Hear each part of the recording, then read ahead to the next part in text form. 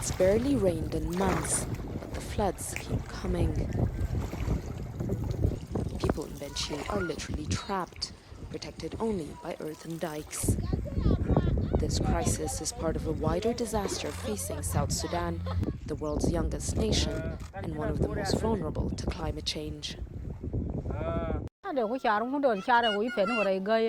We feel like we're being made to suffer throughout, because after a fierce civil war, here come the raging floods. How can we comprehend all these? We're here as people who are just in some impoverished island because we have nowhere to go. Floods have covered an area larger than Denmark since 2019, impacting 1 million residents.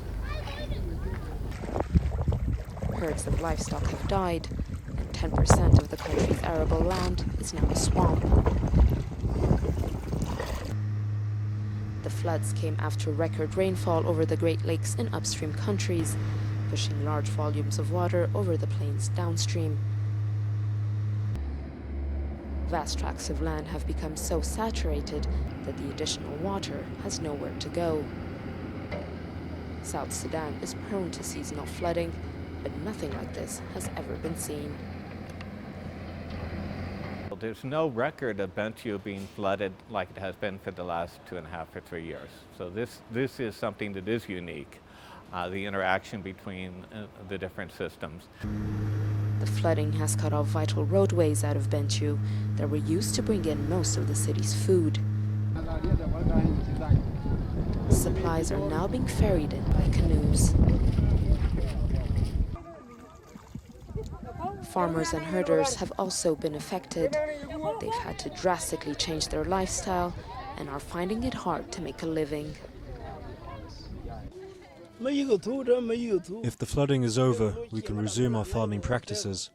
At the moment, we only survive on activities like fishing and water lily collection.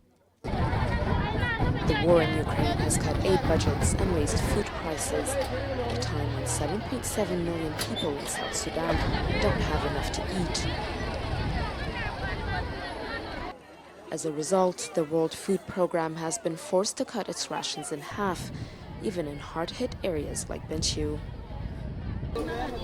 Families that use up their monthly allocation are forced to survive on wildflowers or fruit. If not, they go hungry.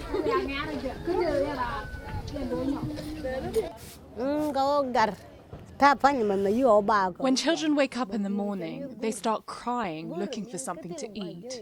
But there's no food. Experts warn the water in some areas may not recede for years or even decades. In January 2023, satellite imagery showed the area absorbed by floods expanded 3,000 square kilometers within a single week.